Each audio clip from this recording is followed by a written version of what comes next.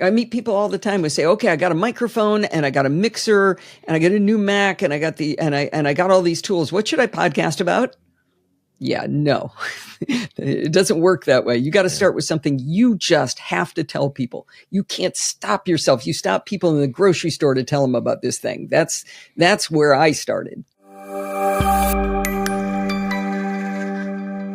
There's a piece of advice that is given to newsletter writers and bloggers, TikTokers and YouTubers, podcasters, and pretty much every type of creator, particularly when they're first starting out. The advice is to just stay consistent. It's given so often that it almost sounds like a cliche. It isn't, because it's absolutely true. There is power in doing a thing consistently on schedule. And our next guest, Allison Sheridan of the NosillaCast podcast, is arguably one of the most consistent podcasters in podcast history.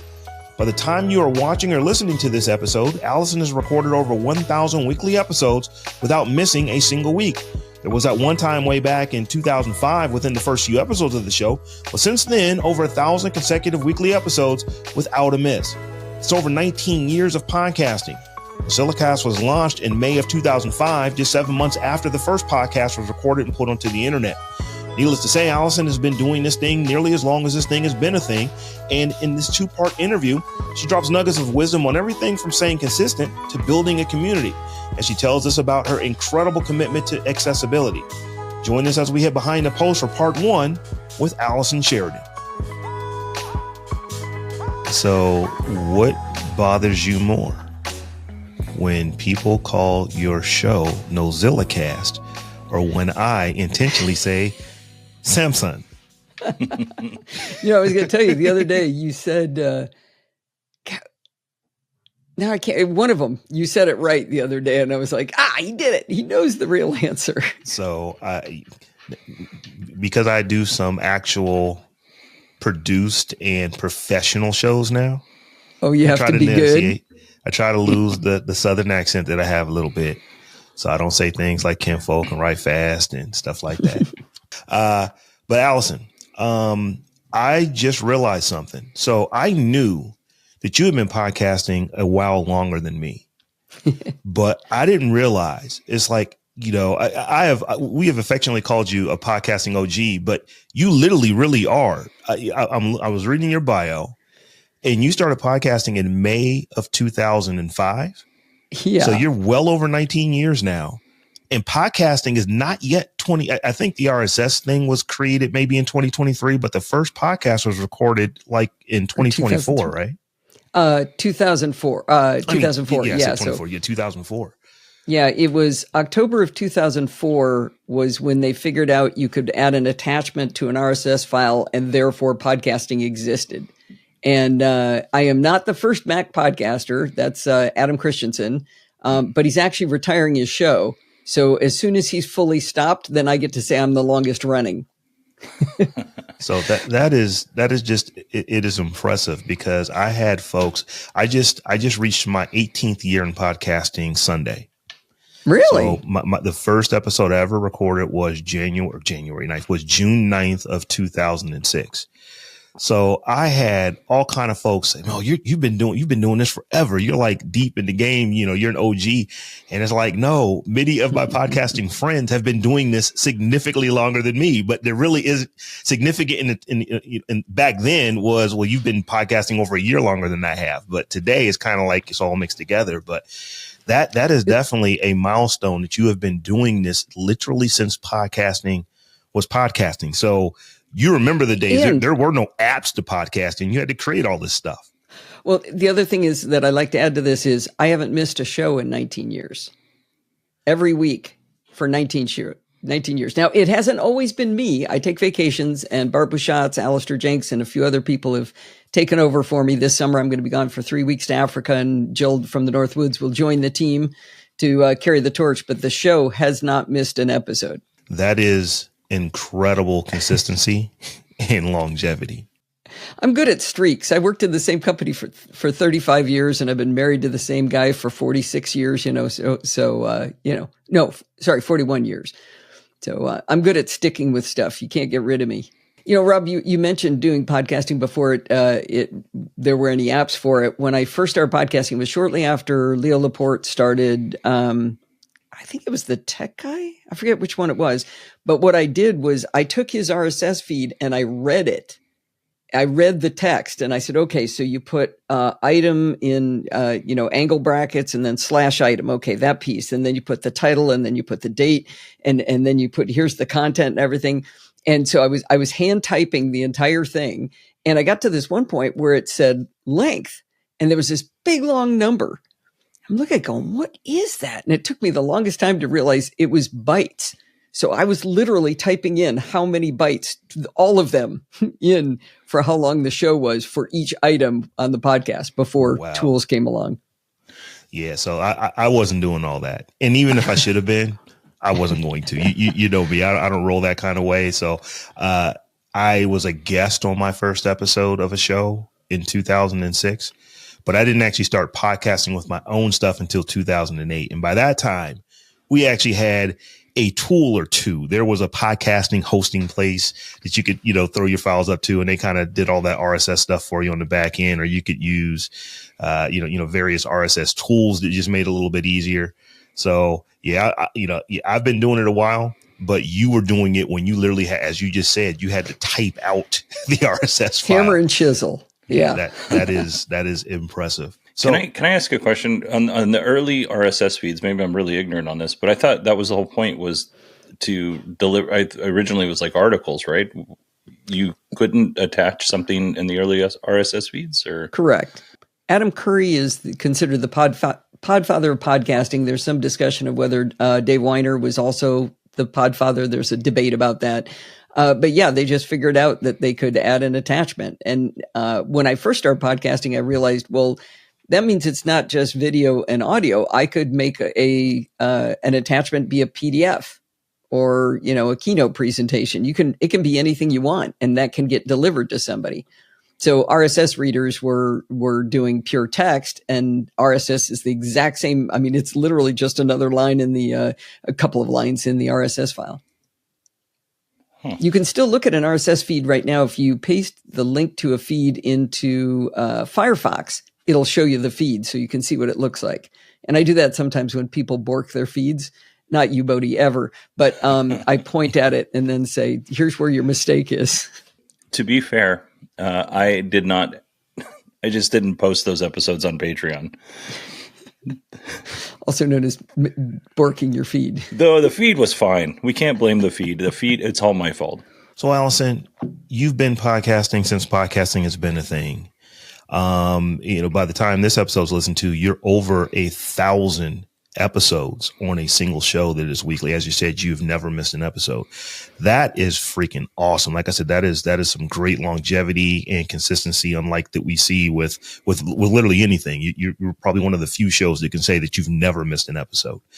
But one of the things that you've been able to do along the way, and Bodhi and I are both a testament to this, is that you are incredibly adept at building fans and building community. And I would even say, friends and folks that you would consider family. Like we've had, we've met, we've broken bread multiple times where you fed me.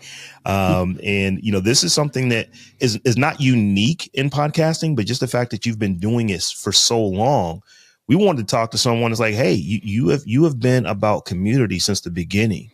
So we just kind of wanted to, pick your brain a little bit and understand what you understood about gathering people together around a common, a common like or a common hobby or a common thing that you like to talk about, and just making these folks friends of yours.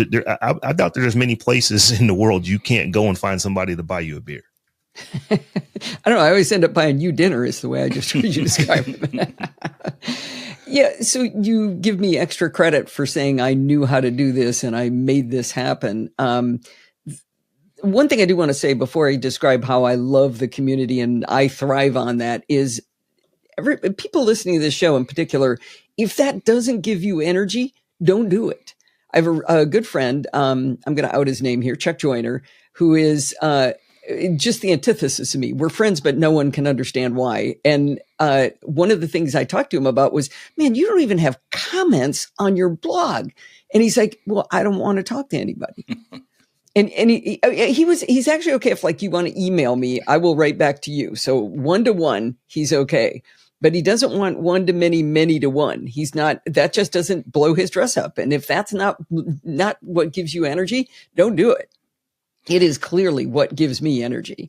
So I'm gonna take back something I said earlier about never missing an episode by telling you the very beginning. It's actually technically true what I said, but not from the very beginning. I did 4 episodes of the podcast and I stopped for 2 weeks. And a guy named Neil down in Florida, he goes by the name Jumbo Shrimp. I thank him every anniversary. Jumbo Shrimp wrote to me and he said, "Hey, where's the podcast?" And that was just like, the lights came on. Somebody's listening. Oh my gosh, I got to keep doing this. And from that day forward, I never missed an episode. So now that we're far enough away from May, I can say I haven't missed an episode in 19 years. So there was that little gap in there. But that's, I think, when the light went on that I thrived on getting feedback. And, but the big thing that changed for me was when I started doing my show live. And I've gone through 20 different tools, 10 different tools over the course of time. But having a live audience while I'm recording my show, which is not a live show, if that makes any sense, they watch the creation of my show. They don't watch it isn't the actual show that you see. Does that make any sense? Am I describing that okay? Yep. Yeah, it makes perfect sense. I have participated in that a few times, and it is amazing because you just said something key. Your show is not live, but you have a live audience while you're recording the show. And that's different. A lot of times when you have an audience, the show is actually going out to YouTube or Vimeo or what have you when that's happening. And that's not the case for you. You just have an audience that's there while you're recording. Well, the live show does go live to YouTube and it is recorded out there, so you can go see it. But my audience refers to it as the watching the sausage get made video. So you'll see me stop and start and they'll correct me, tell me I got the date wrong, except they missed the episode number last week. I said it wrong and they didn't catch me. If you're watching the video, you'll see a sausage grinder up on the mantle behind me. And that's because one of my fans sent me that because they call it watching the sausage get made. So they are there chatting to each other. But one of the things that's fascinating about this community is they're not always paying any attention to the show. This one guy, Kevin, refers to, he'll often say, "Is that annoying woman in the corner still talking?" Because they're over there talking about a ball game, or they're talking about something happened at church, or they're discussing how to best make salmon on a barbecue. And so they're having all kinds of fun discussions with each other, and they have become friends. And that's one of the key features, is they care about each other, which was a surprise to me. I was going to actually bring that up when Rob was doing his introduction on this, because that is 100% true. Your community is not centered around you. Your community, I mean, you're definitely a big part of it, but your community has a whole set of other conversations that are not involving the show. They're not necessarily involving you or Steve, who's your husband, who's also your producer on NosillaCast. It's just, it's an example of community done right. Because if you are the center of your community, I think you're doing it wrong. So you foster a really positive community. Well, thank you. I'm definitely, I will take credit for the positive community, because I don't let there's no politics, there's no snarky, there's nobody gets to be mean. You gotta be friendly. That's the rules. 2 things on that. I could prove that it's not centered around me. When we went to Europe a while ago, and I had shifted the show. So I do the show early or a little bit late, but it always comes out. And so we didn't have the live show going. And Steve found out that the entire live audience had picked up and gone to someone else's live show that was available at the same time. They had an open chat room, and they went over and they talked to each other over there. So that was when I realized that I was not the central focus of it, which, and around that same time, I read an article about, I don't know if you guys are old enough for this, but my parents always played bridge on Friday nights. And this article was about how that game had nothing to do with playing cards. It was getting together, laughing, telling some jokes, having cocktails, and they always sang afterwards, which I think the cocktails helped with that part of it. But it was an excuse to get together. And I think that's part of what happens with this live audience, is that's an excuse for them to get together and hang out and goof around. Yeah, when we think about your community, it is truly a community in the sense of the word community. We hear today about communities and tribes and cohorts and all those kind of things, but you said this a couple times. It is a community that thrives even when you're not there. It is for those of us who are just getting started in this space and we're trying to build a community. You have to spend an enormous amount of time nurturing it and getting it going. But the goal should be for anyone truly trying to build community is to where that community can kind of stand on its own, where you don't have to be the one to show up and create the conversation. The conversations are happening amongst themselves. And like I said, as far as, shows that I have, become accustomed to and listened to, yours does that better than any that I've seen. So it is a really impressive thing that you have built or allowed to be built around, Podfeet over the years. It's really incredible. So one of the things I did that I don't always do things intelligently, but I've bifurcated the live chat room from where you go when the show isn't on. So the live chat room is on Discord because that seems to work pretty well for a live show. But I find the threading and everything in the channels, I find that confusing. I go in other people's and I'm just like, well, I don't know what to do over there. So I chose Slack this is years ago. I chose Slack for our community base. I was on Google Plus before that. I had a Facebook group. Having Facebook and Google Plus was a real pain because some people hated Facebook, so they wouldn't go on it, but other people would never leave Facebook, so they wouldn't go over to Google Plus. So I was kind of managing two. And I basically just stopped participating in the Facebook group other than spam. I go over there and I posted something, bleh, and then I leave. I run out. I don't even read the comments. I just spit out and leave. And the real conversation happens over on Slack. And that's where people hang out and talk about things. And one of the things I built in that community was a channel called NosillaCast Show Off. And it's great because Bart publishes an episode of Let's Talk Apple. He'll put that in there. Alistair took a cool picture of some cranes in the water the other day down in New Zealand, and he spits that out in there. And people, a guy did this really cool video of some physics stuff. He's a physics professor, Graham. He threw that out there. So they have a place to go and do that. However, people have to actively get up and go there. That's a hard pull because they're like, well, we're already over in Facebook. It's like, well, yeah, but you can't do both. And so that's kind of a hard piece. One piece of advice I'd give to people, I started this a long time ago.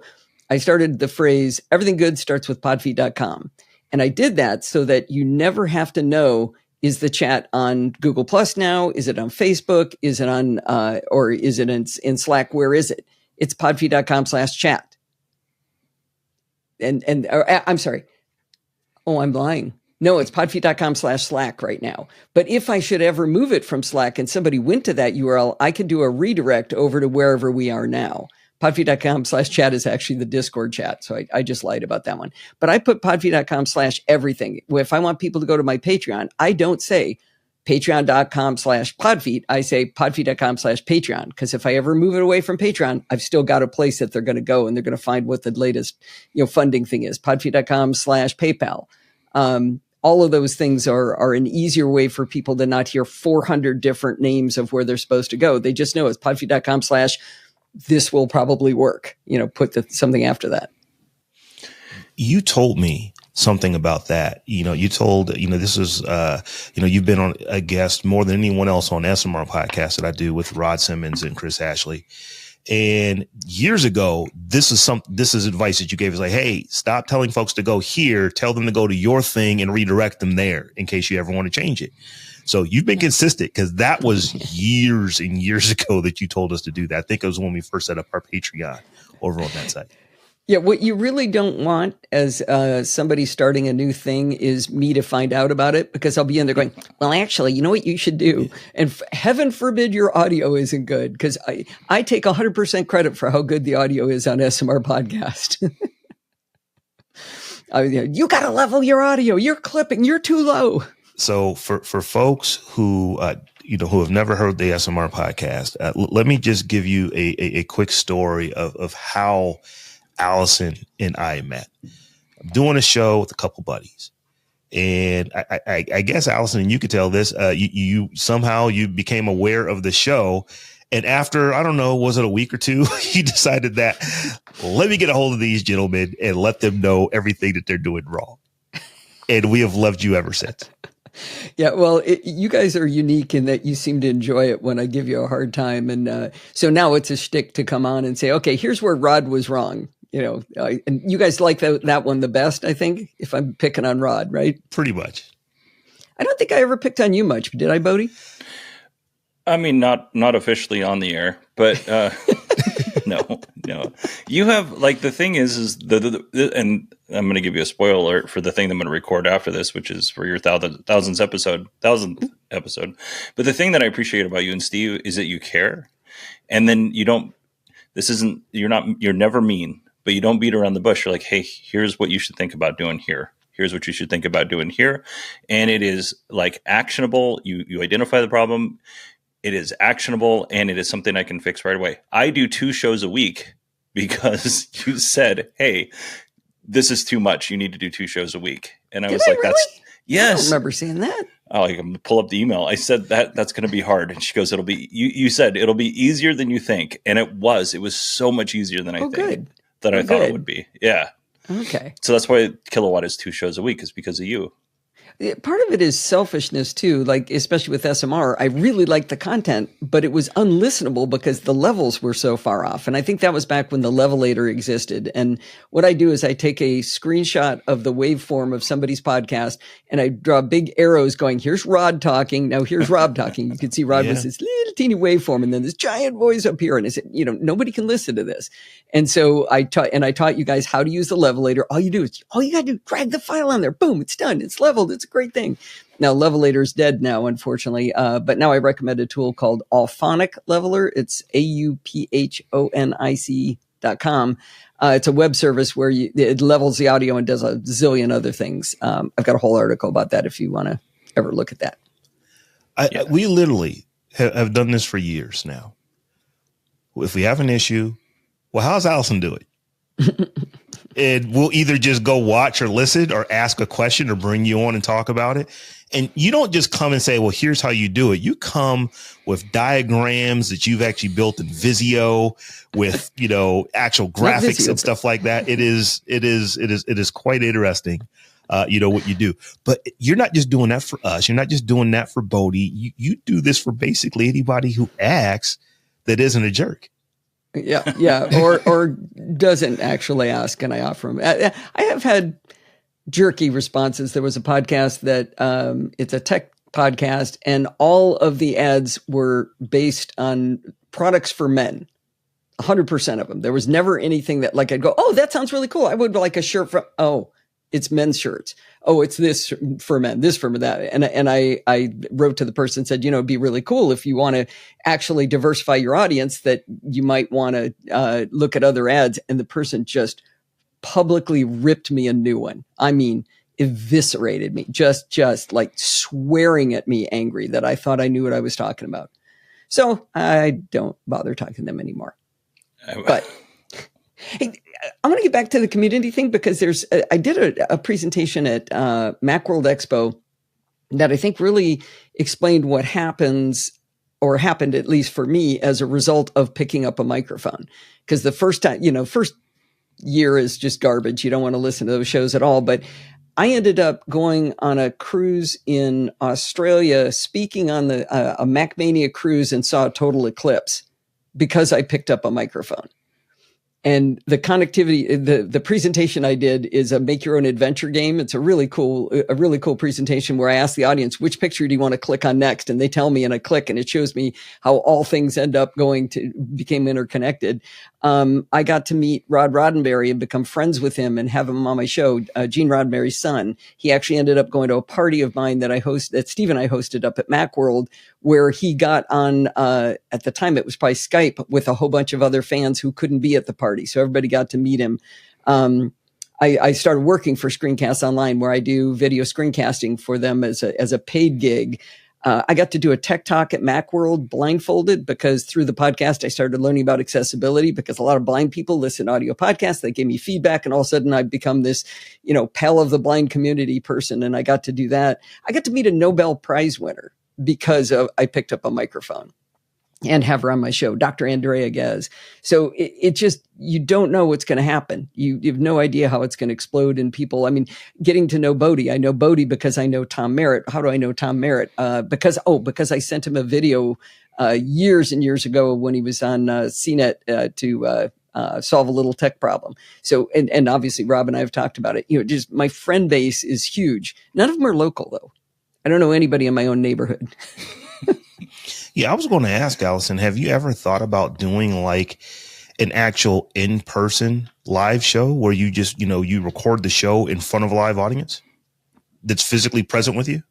I thought about doing it. It looked for a moment like my 1000th episode was going to be the weekend of Macstock this year. And I was going to do the live show there, but then it turned out 1000 is the week before Macstock. And so I'm not going to do that. But yeah, I don't know how that would work because my content is very structured. I write blog posts about everything that interests me, and then those blog posts are the content of the show. So there's very little that's just off the cuff unless I'm doing an interview with somebody, a discussion with somebody on something. So my live show is, like I said, it's watching, me fumble, make mistakes, back up, re-record, assemble content. I don't know whether a live audience would like it, but I have never done it. Well, here's my take on that. I've actually gone to see several sitcoms be recorded, and it is a live audience. And at the beginning, there's usually someone, usually a comedian that will come out and, and warm the audience up, or maybe one of the cast members will come out and say something right before they actually start recording. But when they get into the actual recording of the show, it isn't like you're just watching something that is an hour long or something that's 30 minutes long. If you go watch an episode I saw an episode of Martin being recorded. It wasn't a 30-minute event. Yeah. It was literally like 2.5, 3 hours, because they're stopping and they're starting and they're doing this, and you got to freshen up, make up, all those kind of things. But it was really interesting because the way that they do it, they give the audience time to interact. Questions will be asked when they're changing sets and stuff like that. So it's kind of a cool thing. And I've always thought, because your show is so structured in that way, that if you did it, it would be kind of something like that, to where you're doing your thing, but there's also other things that are independently going on in the audience, in addition to you doing the show. And you would just have to make sure that you noise gate it pretty well, because I would imagine that with your crew, it would get kind of rowdy. Yeah. You know how I am about the audio, right? So, Allison, let's take a step back, because Rob and I know very much what you do with NosillaCast, Chit Chat Across the Pond, Security Bits, Programming by Stealth. Let's talk about, just real quick, kind of give a rundown of your shows so that people are kind of aware. Because with NosillaCast, you're right, it's very scripted, but it is scripted in such a way that you hit multiple topics. You could be talking about accessibility one episode, or in one article, you could be talking about your adventure with your MacBook Pro, which did not end up in a good way. But there's so many things that you talk about on NosillaCast. How do you decide what you're going to talk about? Because Rob and I generally don't recommend going with broad topics in your episode, but in your show, but you make broad topics work really well. I mean, they're all kind of tech focused, but they're also human focused. Is that a conscious decision, or you're just like, I'm going to talk about what I want to talk about? Yeah. So if you're going into podcasting to make money, you shouldn't listen to anything I say. My objective is to talk about stuff that I think's cool. Literally, that's the whole thing. You'll notice I haven't ever said I did a user survey, because if I found out that 80% of the people wanted me to talk about blah, and I don't want to talk about blah, I'm not going to talk about blah. It's not going to happen because I don't want to. In my job at work, I was always getting bosses who would say, well, you should care about this.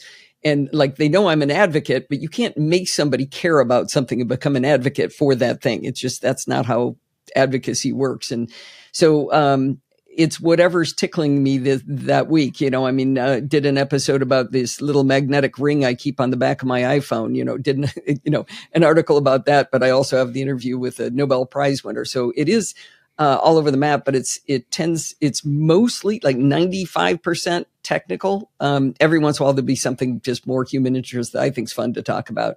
The way my shows are structured is really, really stupid. I don't recommend what I've done at all. So I had the NosillaCast to start with, and that's a technology geek podcast with an ever so slight Apple bias. So high emphasis on the sarcasm in that.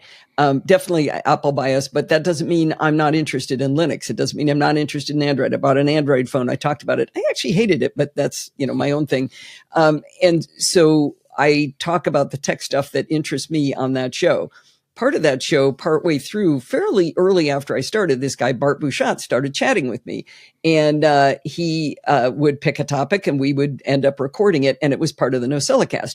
Well, the NosillaCast ended up really, really long as a result, because I was writing all this content, doing all the articles. And then we would have this long discussion. And we called the discussion Chit Chat Across the Pond. After we actually met in Ireland, which was that trip I talked about when I went to Europe. It was to go meet Bart.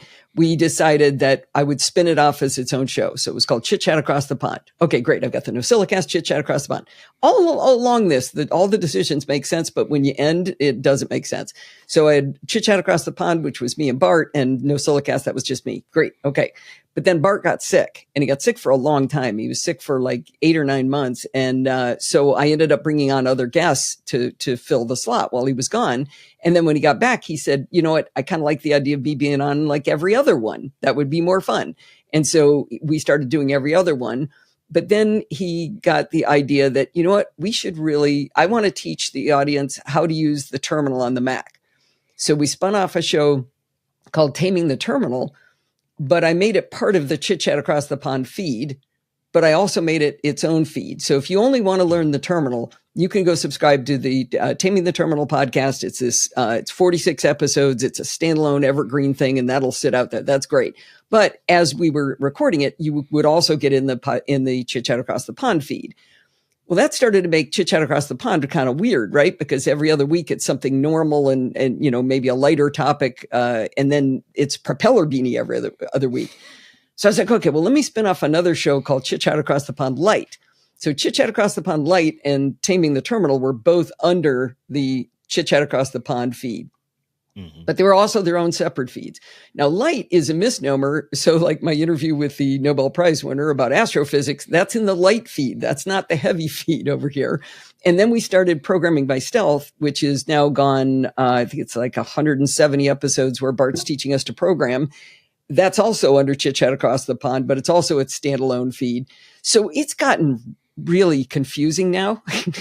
If you want to get everything, you go to Chit Chat Across the Pond and NosillaCast. But I recommend people go specifically to the thing they want. Do they want the light feed, or do they want the Taming the Terminal feed, or do they want Programming by Stealth? Is that clear? No. It is clear. And what is also clear, you said something very poignant that, Bodie and I, have said on the show before, and we'll say again. Create content for people. Create the content you want to create. You said twice, I do what I want to do because I want to do it. So that is, and you've been doing this now for 19, pushing 20 years. It's, as compared to folks who are, okay, well, what is the algorithm telling me that I should create? Which is darn near impossible because you can't get in front of that. You might game it for a couple of months until they change it again, and then your whole strategy doesn't work. Your strategy is I create what I want to create. I meet people all the time who say, okay, I got a microphone and I got a mixer and I got a new Mac and I got I got all these tools. What should I podcast about? Yeah, no, it doesn't work that way. You got to start with something you just have to tell people. You can't stop yourself. You stop people in the grocery store to tell them about this thing. That's where I started. All right, I think this is a good place to end part 1 of the interview with Allison Sheridan. And if there's a part 1, that must mean there is a part 2. And there is, in fact, a part 2 of this interview with Allison, where we talk about the importance of accessibility when creating content, and we talk about some other stuff as well. If you're interested in seeing what Allison is up to, go to podfeet.com. Everything good begins with podfeet.com. And once again, Rob and I would like to thank Allison for taking time out of her day to chat with us. It was a lot of fun. Hopefully you thought it was fun as well.